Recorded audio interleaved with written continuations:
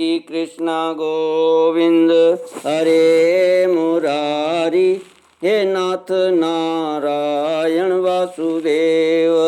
श्री कृष्ण गोविंद हरे मुरारी, हे नाथ नारायण वासुदेव। ओम नमो भगवते वासुदेवाय, ओम नमो भगवते वासुदेवाय, ओम नमो भगवते वासुदेवाय। श्रीमद्भागवत नवम स्कंद अथेकादशोऽध्यायः। श्री कृष्ण गोविंद हरे मुरारी, हे नाथ नारायण वासुदेव। सच्चिदानंद रूपाय विश्वोत्पत्त्यादि हेतवे तापत्रय विनाशाय श्री कृष्णाय वयं नमः। सच्चित आनंद स्वरूप परमात्मा जो इस सृष्टि के उत्पत्ति, पालन और संहार करता है तथा जीवों के आध्यात्मिक, आदि दैविक, आदि भौतिक तापों को नष्ट करने वाले हैं, अर्थात मानसिक, शारीरिक और भौतिक दुखों को दूर करने वाले हैं, उन श्री कृष्ण भगवान को हम नमस्कार करते हैं। श्री कृष्ण गोविंद हरे मुरारी, हे नाथ नारायण वासुदेव। श्री शुक उवाच भगवानात्मनात्मानं राम उत्तम कल्पकैः सर्वदेवमयं देवं मीज आचार्यवान्मखैः होत्रे ददात् दिशं प्राचीं ब्रह्मणे दक्षिणां प्रभो अध्वर्यवे प्रतीचीं च उदीचीं सामगाय स। श्री राम की शेष लीलाओं का वर्णन। श्री सुखदेव जी कहते हैं, परीक्षित, भगवान श्री राम ने गुरु वशिष्ठ जी को अपना आचार्य बनाकर उत्तम सामग्रियों से युक्त यज्ञों के द्वारा अपने आप ही अपने सर्व देव स्वरूप स्वयं प्रकाश आत्मा का यजन किया। उन्होंने होता को पूर्व दिशा, ब्रह्मा को दक्षिण, अध्वर्यु को पश्चिम और उद्गाता को उत्तर दिशा दे दी। उनके बीच में जितनी भूमि बच रही थी वह उन्होंने आचार्य को दे दी। उनका यह निश्चय था कि संपूर्ण भूमंडल का एकमात्र अधिकारी निष्प्रह ब्राह्मण ही है। इस प्रकार सारे भूमंडल का दान करके उन्होंने अपने शरीर से वस्त्र और अलंकार अपने पास रखे। इसी प्रकार महारानी सीता के पास भी केवल मांगलिक वस्त्र और आभूषण ही बच रहे।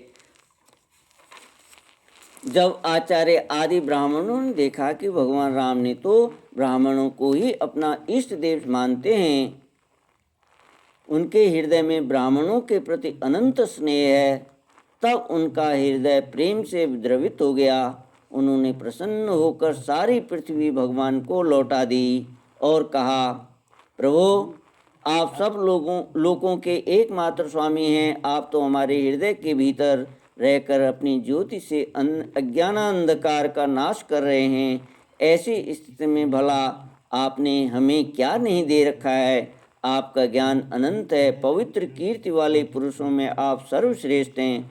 उन महात्माओं को जो किसी को किसी प्रकार की पीड़ा नहीं पहुंचाते, आपने अपने चरण कमल दे रखे हैं। ऐसा होने पर भी आप ब्राह्मणों को अपना इष्ट देव मानते हैं। भगवान, आपके इस राम रूप को हम नमस्कार करते हैं। परीक्षित, एक बार अपनी प्रजा की स्थिति जानने के लिए भगवान श्री राम जी रात के समय छिपकर बिना किसी को बतलाए घूम रहे हैं। उस समय उन्होंने किसी की यह बात सुनी। वह अपनी पत्नी से कह रहा था कि अरे तू दुष्ट और उल्टा है, तू पराए घर में रह आई है। स्त्री लोभी राम भले ही सीता को रख लें, परंतु मैं तुझे फिर कभी नहीं रख सकता। सचमुच सब लोगों को प्रसन्न करना टेढ़ी खीर है, क्योंकि मूर्खों की तो कमी नहीं है। जब भगवान श्री राम जी ने बहुतों के मुंह से ऐसी बात सुनी तो वे लोकापवाद से कुछ भयभीत से हो गए। उन्होंने श्री सीता जी का परित्याग कर दिया और वे वाल्मीकि मुनि के आश्रम में रहने लगी। सीता जी उस समय गर्भवती थीं। समय आने पर उन्होंने एक साथ ही 2 पुत्र उत्पन्न किए। उनके नाम हुए कुश और लव। वाल्मीकि मुनि ने उनके जात कर्म आदि संस्कार किए। लक्ष्मण जी के 2 पुत्र हुए, अंगद और चित्रकेतु। परीक्षित, इसी प्रकार भरत जी के भी 2 पुत्र हुए थे, तक्ष और पुष्कल, तथा शत्रुघ्न जी के भी 2 पुत्र हुए, सुबाहु और श्रुतसेन। भरत जी ने दिग्विजय में करोड़ों गंधर्वों का संहार किया। उन्होंने उनका सब धन लाकर अपने बड़े भाई भगवान श्री राम की सेवा में निवेदन किया। शत्रुघ्न जी ने मधुवन में मधु के पुत्र लवण नामक राक्षस को मारकर वहाँ मथुरा नाम की पुरी बसाई। भगवान श्री राम के द्वारा निर्वासित सीता जी ने अपने पुत्रों को वाल्मीकि जी के हाथों सौंप दिया और भगवान श्री राम के चरण कमलों का ध्यान करती हुई वे पृथ्वी देवी के लोक में चली गई। गोविंद हरे मुरारी, हे नाथ नारायण वासुदेव। समाचार सुनकर भगवान श्री राम ने अपने शोकावेश को बुद्धि के द्वारा रोकना चाहा, परंतु परम समर्थ होने पर भी वे उसे रोक न सके, क्योंकि उन्हें जानकी जी के पवित्र गुण बार बार स्मरण हो आया करते थे। परीक्षित, यह स्त्री और पुरुष का संबंध सब कहीं इसी प्रकार दुख का कारण है। यह बात बड़े बड़े समर्थ लोगों के विषय में भी ऐसी ही है। फिर ग्रहासक्त विषयी पुरुष के संबंध में तो कहना ही क्या है। इसके बाद भगवान श्री राम ने ब्रह्मचर्य धारण करके 13,000 वर्ष तक अखंड रूप से अग्निहोत्र किया। तदनंतर अपना स्मरण करने वाले भक्तों के हृदय में अपने उन चरण कमलों को स्थापित करके जो दंडक वन के कांटों से बिंध गए थे, अपने स्वयं प्रकाश परम ज्योतिर्मय धाम में चले गए। श्री कृष्ण गोविंद हरे मुरारी, हे नाथ नारायण वासुदेव। परीक्षित, भगवान के समान प्रतापशाली और कोई नहीं है, फिर उनसे बढ़कर तो हो ही कैसे सकता है। उन्होंने देवताओं की प्रार्थना से ही यह लीला विग्रह धारण किया था। ऐसी स्थिति में रघुवंश शिरोमणि भगवान श्री राम के लिए यह कोई बड़े गौरव की बात नहीं है कि उन्होंने अस्त्र शस्त्रों से राक्षसों को मार डाला या समुद्र पर पुल बांध दिया। भला उन्हें शत्रुओं को मारने के लिए बंदरों की सहायता की भी आवश्यकता थी क्या? यह सब उनकी लीला ही है। भगवान श्री राम का निर्मल यश समस्त पापों को नष्ट कर देने वाला है। वह इतना फैल गया कि दिग्गजों का श्यामल शरीर भी उनकी उज्ज्वलता से चमक उठता है। आज भी बड़े बड़े ऋषि महर्षि राजाओं की सभा में उनका गान करते रहते हैं। स्वर्ग के देवता और पृथ्वी के नरपति अपने कमनीय किरीटों से उनके चरण कमलों की सेवा करते रहते हैं। मैं उन्हीं रघुवंश शिरोमणि भगवान श्री रामचंद्र की शरण ग्रहण करता हूँ, जिन्होंने भगवान श्री राम का दर्शन और स्पर्श किया है, उनका सहवास अथवा अनुगमन किया। वे सब के सब तथा कौशल देश के निवासी भी उसी लोक में गए जहाँ बड़े बड़े योगी योग साधना के द्वारा जाते हैं। जो पुरुष अपने कानों से भगवान श्री राम का चरित्र सुनता है, उसे सरलता, कोमलता आदि गुणों की प्राप्ति होती है। परीक्षित, केवल इतना ही नहीं, वह समस्त कर्म बंधनों से मुक्त हो जाता है। राजा परीक्षित ने पूछा, भगवान श्री राम स्वयं अपने भाइयों के साथ किस प्रकार का व्यवहार करते थे तथा भरत आदि भाई, प्रजाजन और अयोध्यावासी भगवान श्री राम के प्रति कैसा बर्ताव करते थे। श्री शुक उवाच अथा दिशा दिग्विजये भ्रातृंस्त्र भुवनेश्वर आत्मानं दर्शयन् स्वानाम पुरीमैक्षत सानुगः। देव जी कहते हैं, त्रिभुवनपति महाराज श्री राम ने राज सिंहासन स्वीकार करने के बाद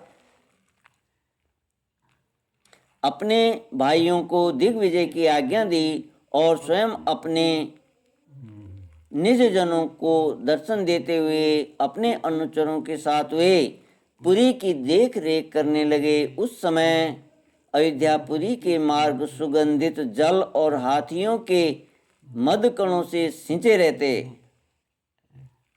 ऐसा जान पड़ता मानो यह नगरी अपने स्वामी भगवान श्री राम को देखकर अत्यंत मत वाली हो रही है। उसके महल, फाटक, सभा भवन, विहार और देवालय आदि में सुवर्ण के कलश रखे हुए थे और स्थान स्थान पर पताकाएं फहरा रही थी। वह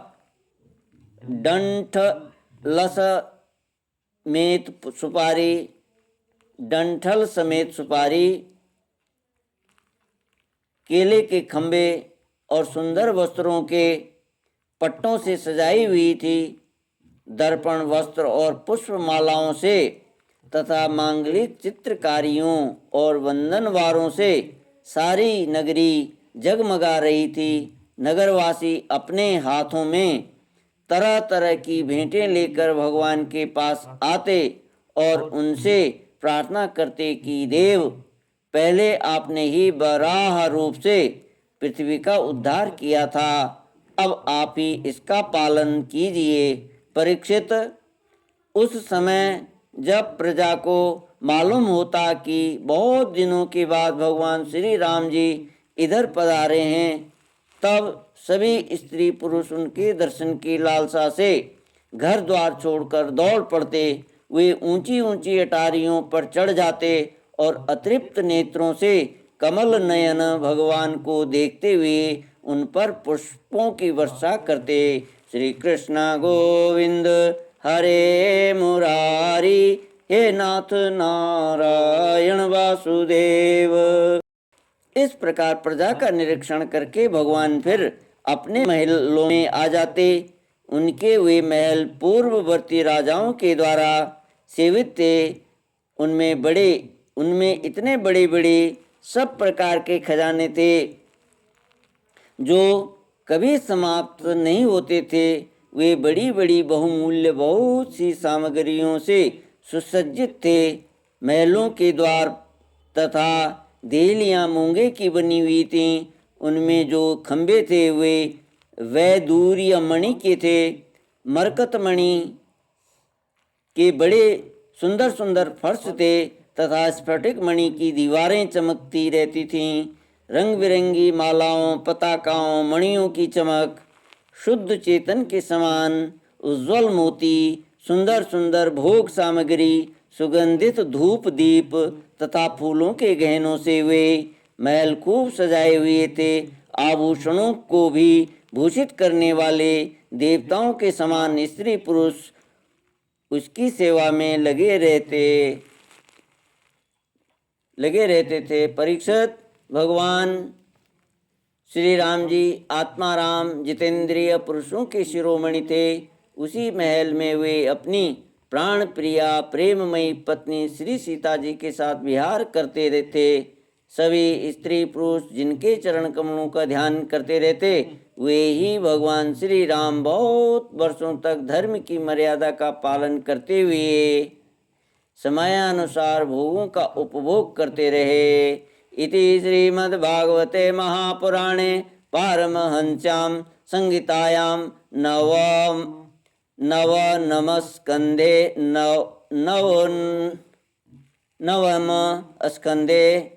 नवम स्कंदे श्रीरामोपाख्याने एकादशोऽध्यायः। श्री कृष्ण गोविंद हरे मुरारी, हे नाथ नारायण वासुदेव। श्री कृष्ण गोविंद हरे मुरारी, हे नाथ नारायण वासुदेव।